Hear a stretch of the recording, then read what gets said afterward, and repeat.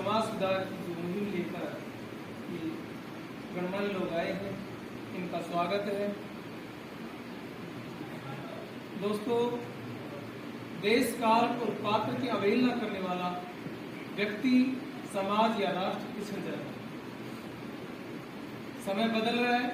वे रीतियां जो हमारे ही समाज ने अपनी सुविधा के लिए बनाई थी, उनमें से कुछ ने अपनी प्रासंगिकता खो दी है, उसको हमने बिगाड़ करके विकृत रूप दे दिया है।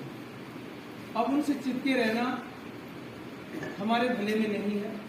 इसी बात को ध्यान में रखते हुए कोटपुतली के सभ्य समाज ने हमारे को ये दिशा दी है। हम इसका स्वागत करते हैं। इनकी जो 11 जो लिस्ट में शामिल कुर्तियाँ हैं, उनके अलावा भी यदि थानागाजी समाज की तरफ से यदि उनमें बदलाव करना हो या कोई और नई कुर्ती है उसको भी खत्म करना है, क्योंकि अपन सब मिलकर उनको खत्म करके अच्छे समाज का निर्माण करना चाहते हैं। भगवान श्री कृष्ण ने महाभारत काल में परंपराओं से चिपके रहने के नुकसान बताए थे। पांडवों ने उनका कहना माना और वो जो बुरी परंपराएं थी उनको छोड़ा, वे विश्व विजेता बने। जिन लोगों ने नहीं माना वो परंपराओं से चिपके रहे और पीछे रहे। हमारे भी समाज में या हमारे घर में भगवान श्री कृष्ण ने ही कर्नल किरोड़ी भैंसला के रूप में अवतार लिया है।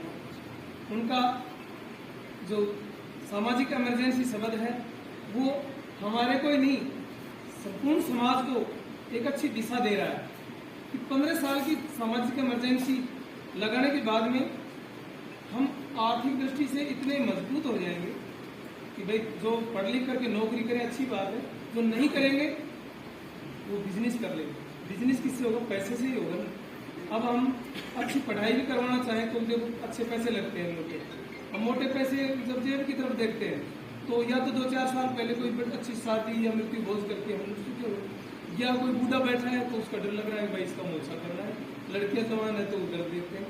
बाकी यदि ये सब कुरीतियां हम बंद कर दें तो उस पैसे को हम बच्चों की अच्छी पढ़ाई में लगा सकते हैं, फिर हमारे को आगे बढ़ने से कोई नहीं रोक पाएगा। हम बिजनेस करें, जैसे 5-10 लाख रुपए शुरू करके बिजनेस करें, बढ़िया से, हम कम दिमाग वाले नहीं है, हम बराबर व्यापार करें, वो 50 लाख तक पहुंचेगा, हम भी 50 लाख तक पहुंचेंगे, लेकिन उस पैसे में से हम एक बार में ठीक करो आधा से ज्यादा पैसे निकाल दें वापस। और वो जो सेठ जी है उसने दूसरे ही साल एक बढ़िया स्टेप लिया, 50 लाख से उसने करोड़ बना लिया और हमारे पैसे हो गए 10 लाख रुपए, 40 निकाल लिए। अब हम 10 लाख में फिर बिजनेस को शुरू करेंगे तो आधी उम्र फिर उनके 50 लाख करने में लग जाएगी और वो आदमी हमसे बहुत आगे। बिना पैसे कुछ नहीं होता है। पैसे को रोकना या कम बचा लेना भी कमाने के बराबर ही है। अब हमारे समाज में जो दहेज प्रथा है ये इतने बुरे तरीके से तोड़ रही है, इसको हमने अपनी इज्जत से जोड़ लिया। अभी देशराज बागड़ी जी ने बताया था सती प्रथा के बारे में। सती हुआ करती थी दिव्य शक्तियाँ शुरुआत में, वो हमारे राजपूताना के राजपूत समाज ने उसको इज्जत से जोड़ा था और कुछ सतियाँ जबरदस्ती हुई। दिवराड़ा कांड इस बात का उदाहरण है कि भाई उनके यहाँ सती हो गई तो हमारे भी सती होगी। ऐसा नहीं है, वो मन से होता है। तो उन्होंने जो हत्या की है, आज हम परिवार की हत्या कर रहे हैं।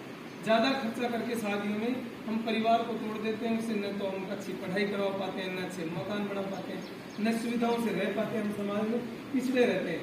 एक दिन से हम कोई राजा महाराजा नहीं बन जाएंगे। यदि बेटे की शादी में हम 100 गाड़ियों की लाइन लगा देंगे तो हम कोई राजा नहीं बन जाएंगे, लेकिन कर्जा इतना हो जाएगा कि वो लड़का है ना वो भिखारी बनकर ही कमाएगा। इसलिए अपने खर्चों पर कंट्रोल करो। ये कोटपुतली से जो अच्छी सोच लेकर आए हैं इनका मैं स्वागत करता हूँ। और मृत्यु भोज है वो तो एक बहुत बुरी बात है। हमारा आदमी गया और उसके लिए हम 10-10 लाख रुपए हम खर्चा कर रहे हैं। वो जिंदा है, उसकी सेवा करो ना, तब तो उसको हम कुछ नहीं खिलाते हैं। ये काजू बादाम की बात चल रही थी शादियों में, सही कह रहे हैं। बच्चे जो आर्मी या बैंक की नौकरी की भर्ती देखते हैं, तैयारी करते हैं, तब तो हम उसको बादाम नहीं खिलाते। नहीं तो फिजिकली जमाना वजह अच्छा हो जाए तो कमा लेगा, बढ़िया नौकरी में लग जाएगा, तब तो बादाम उसके लिए पाव लेकर आएंगे और उस दिन बोरी खोलते हैं शादी वाले। वही मृत्यु भोज के दिन बूढ़े की सेवा नहीं करते, उसको ढंग से रोटी नहीं देते और फिर देसी घी में कोई 10-10 हज़ार आदमियों का खाना बनता है। वो गलत है, उसको हमने इज्जत से जोड़ दिया। ऐसे इज्जत नहीं बढ़ेगी। समाज जिस दिशा में इज्जत को समझने लगेगा, भैया फेकला ये लड़की है, ये IAS बनी है, इससे हमारी इज्जत बन रही है। यदि कोई अच्छा व्यापारिक प्रतिष्ठान खोलता है या कोई जैसे शिक्षण संस्थान खोलता है, उससे इज्जत बनती है, उसको इज्जत समझने लग जाओ आपको। जैसे छात्रावास बन रहे, यहाँ कोई अपने बाप पर कमरा बना रहा है, समाज उसकी बढ़ाई करने लग जाओ, अपने आप ही बदलाव आ जाएगा। हमने बानसूर तहसील के कर्मचारियों ने एक मिशन चलाया था, तो सबसे छात्रावास में हमने 1 करोड़ रुपए लगा दिया। तो बूढ़े बुजुर्गों ने कहा, अरे भाई हम दोनों ने सुधारो पहले। तो भाई देखो, सीख उसको दीजिए जा में सीख समाये, सीख दीजिए भैया लांडा बांधना ने और घर भैया को जाए। वो बोली, भाई तू घोंसला क्यों नहीं बना लेता, इतना बढ़िया शरीर है, ये घोंसला बना लेता था आज सुख से ना सो जाता। तो वो बांद्रा में उसको भैया का घोंसला तेरा घमंड हो गया, पाट करते वो और होगी जगह। तो हमने जब कर्मचारी ने एक नया मिशन चलाया कि जो भी अच्छे नंबर लेकर आएगा, जो भी नौकरी लगेगा, उसके घर जाकर के उसकी प्रशंसा करेंगे, उसके फूल माला और साफा बांध करके उसका सम्मान करेंगे, लोगों को इकट्ठा करेंगे। जब हम अच्छाई का ढोल बजा बजा करके सम्मान करेंगे, उसका स्वागत करेंगे, तो अच्छाई बढ़ेगी, और अच्छाई बढ़ेगी तब अपने आप बुराई दब जाएगी।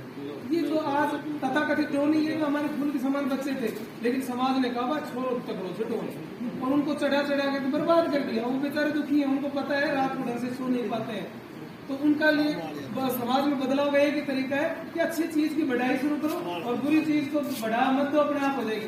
भाई जो अच्छे नंबर ले रहा है, समाज के लिए अच्छा काम करो, उसकी बढ़ाई करो, वही बढ़ जाएगी। समाज के लिए पढ़ाई में जैसे छात्रावास के लिए वहां पर खैरतल में नया छात्रावास बन रहा है, एक परिवार ने 1 बीघा जमीन देखी, वहाँ 1 करोड़ का भाव है खैरतल में। अब उनका ऐसे लोगों की बढ़ाई करो, वहाँ जो कमरे बना रहे हैं उनकी बढ़ाई करो। भाई आज हम धनवान है, कभी हमारा तंगी आ जाए तो हमारा पोता भी उसमें पढ़ लेगा। आज घमंड नहीं करना चाहिए कि हम राजा ही रहेंगे।